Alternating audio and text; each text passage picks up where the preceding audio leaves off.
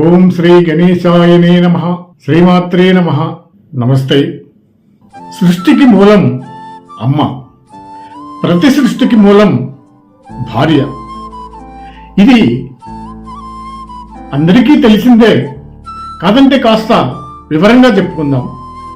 దాని పూర్వాపరాలు ఈ స్త్రీమూర్తి గురించి, స్త్రీమూర్తి మగవానికి ఎంత ఆధారమో తెలియజేస్తున్నటువంటి ఒక మగవాడు జీవితాంతము ఏమి చేసినా రుణము తీర్చుకోలేనటువంటిది రెండు అంశాలు. ఒకటి, నవమాసాలు మోసి కని పెంచి పెద్ద చేసినటువంటి అమ్మ. అమ్మ రుణం తీర్చుకోవడం సాధ్యమవుతుందా? ఇంపాసిబుల్. ఎందుకంటే కని పెంచి పెద్ద చేసి ప్రయోజకుని చేసిన తర్వాత వృద్ధాప్యంలో పక్కలో పడుకొని, నాయన ఒక గ్లాసు మంచినీళ్ళు, నాయన దగ్గు వస్తుంది, దగ్గు మందు దాపు, నాయన కొంచెం ఒళ్ళు నొప్పులు వస్తున్నాయి, కాళ్ళ నొప్పులు వస్తున్నాయి, కళ్ళు తిరుగుతున్నాయి, వైద్యుని దగ్గర చూయించు అని అంటే ఒకసారి వింటాడు కొడుకు, 2 సార్లు వింటారు.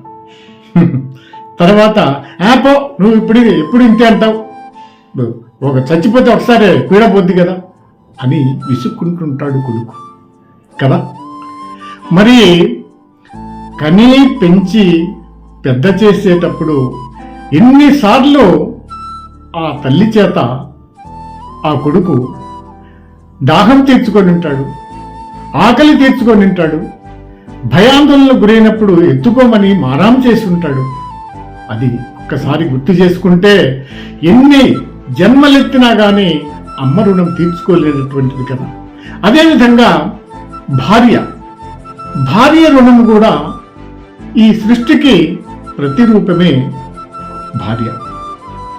కొత్తలో పెళ్ళైనప్పుడు భర్త తల్లి అయినటువంటి అత్తగారు ఉన్నందువల్ల ఆమె స్థానాన్ని అందుకోవాలనే ఉబలాటము, భయము, కోపము ఉన్నప్పటికీ ఆ భార్య కూడా తల్లి అయ్యి కొడుకును కనేదాకా ఆ యొక్క విలువ తెలియదు. ఆ విలువేంటి? అమ్మ స్థానము ఎవరెస్ట్ శిఖరాలు. ఆ శిఖరాలని కొత్తగా పెళ్ళైనప్పుడే వచ్చినటువంటి భార్య కూడా అందుకోవాలని, ఆ గమ్యాన్ని చేరుకోవాలని ఎంతో తాపత్రయపడుతుంది. ఇది సాధ్యపడదు, తెలిసి రాదు. తను స్వతహాగా గర్భము దాల్చి కొడుకును కని పెంచి పెద్ద చేసి ఒక అత్తగా మారినప్పుడే, ఒక తల్లిగా మారినప్పుడే ఆ భార్యకు ఆ ఎవరెస్ట్ శిఖరం యొక్క విలువ, ఆ గమ్యం ఏంటో తెలుస్తుంది. అయితే ఇక్కడ మనం గమనించాల్సిన విషయం ఏంటంటే, తల్లి ప్రేమ, భార్య ప్రేమ రెండు ఒకటే, మన బాగోగులు చూస్తారు. అయితే తల్లి స్థానాన్ని చేరుకోవాలని ఉపలాట పడుతున్నటువంటి ఆ భార్య ప్రయాణము కొత్తలో భర్త యొక్క తల్లి స్థానము అందనంత ఎత్తులో ఉంది అని కంగారు పడుతుంది.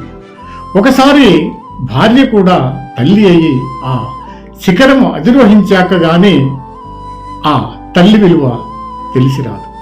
అంటే తల్లి ప్రేమ అంటే అప్పుడు ఆ భార్యకు కూడా తెలిసి వస్తుంది.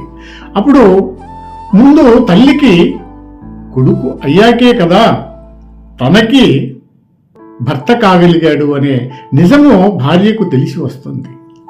అనుభవంలో తెలిసి వస్తున్నటువంటి ఆ యొక్క నిజాలు, కష్టాలు, నష్టాలు, అవమానాలు ఇవన్నీ కూడా శాశ్వతంగా మనిషిలో ఉండిపోతాయి. ఒక మగవాడి జీవితంలో తల్లి, భార్య ఇద్దరు కూడా ముఖ్యమే. ఇద్దరిలో ఎవరు వారిలో ఏ స్థానం తగ్గినా మగవాడి జీవితము తల్లకిందులు అవుతుంది.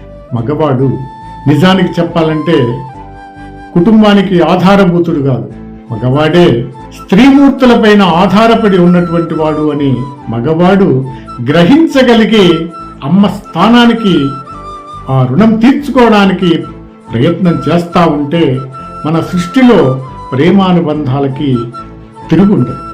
ఈ వీడియో మీకు నచ్చినట్లయితే సబ్స్క్రైబ్ చేయండి, లైక్ చేయండి, షేర్ చేయండి, కామెంట్స్ కూడా పెట్టండి. నమస్తే.